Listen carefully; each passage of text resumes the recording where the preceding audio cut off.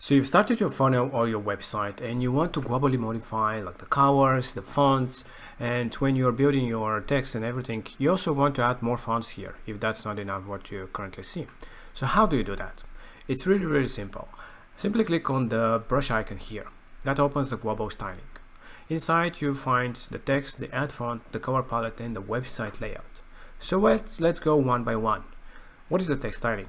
There you see the default and global stylings for the different headings and for the paragraphs and different things such as the links, etc. So for example, this heading here you can modify to be smaller.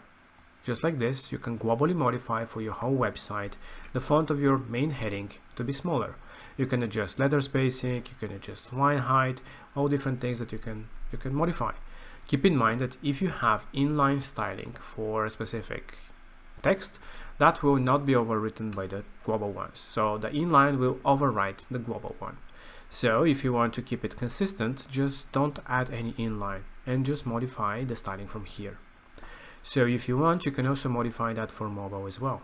As you can see here, you can adjust again the styling and everything just for the mobile devices. You can make it smaller if you wish, and that will be global for the whole website on mobile. Right, this is how simple it is to do it for your text. So how do you actually change, let's save the changes. How do you actually change, for example, the colors of your website? If you have a brand color that you want to add throughout the whole design to personalize it, you do that from the color palette. There you can see that the different colors that you have inside, which in this case is this green one being used everywhere as a primary color. So let's say that we want to change it to red, and as you can see on all the places that we've used the primary color, that will change throughout the whole design of your page, of your website, of your funnel. It's really simple. You can use the other 4 colors, which are the secondary colors, throughout your design as well, and they globally will modify them throughout your designs. So how do you actually assign the different primary and secondary colors? You just click on any type of widget that has a color to it. You can see the global colors here, and then just the normal palettes below. So you can use one of those and globally change them, or just use any color that you want. So this is how simple it is to modify your colors. And how do you add new fonts? Adding a new font is very simple. Just click on the add font button here, and you have the ability to add one of the 900 different fonts from Google.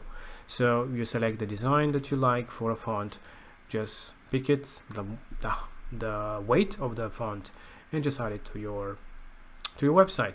Now it can be picked inside your website and inside the global stylings as well. We do not allow more than 5 fonts because first of all, you have to keep it consistent throughout your design, and we do not encourage using more than 2 or 3 fonts. And if you add more, that will slow down your website. So keep it little, just keep it small. Up to 2 or 3 fonts, I think it's optimal. And as you can see, when you add this, and if you go and refresh, you'll be able to see the new font that is now available to be selected.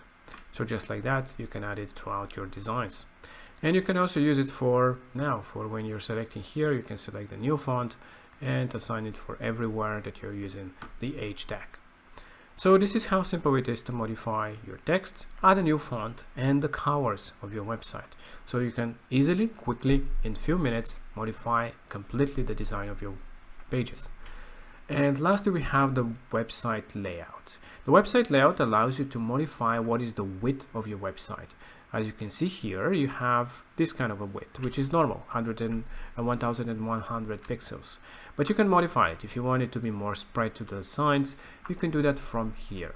So if you click and adjust the width, for example, something like this, you see how wide the website became. So it really depends on what kind of a style you want to have for your website. You can adjust it the way you want. If you want it to be very narrow, you can do it like this. So you can see it real time how it looks. I suggest something around 1100 or 1200 is a great looks for a normal website. And you also have the option by default, most templates have with full width, which is the sides of the different widgets can go from side to side, but you can have it boxed. So here is how it looks if it's boxed. Basically you have this area on the side that is not used by anything. Basically you can add a background of some sort, and something like this, for example, and you can see how it looks. It is a great design depending on what kind of a website you want to have, and it's sometimes it looks really great to have some boxed type of layout. And yeah, you can play around and see what suits you best, but for the moment let's keep it like this.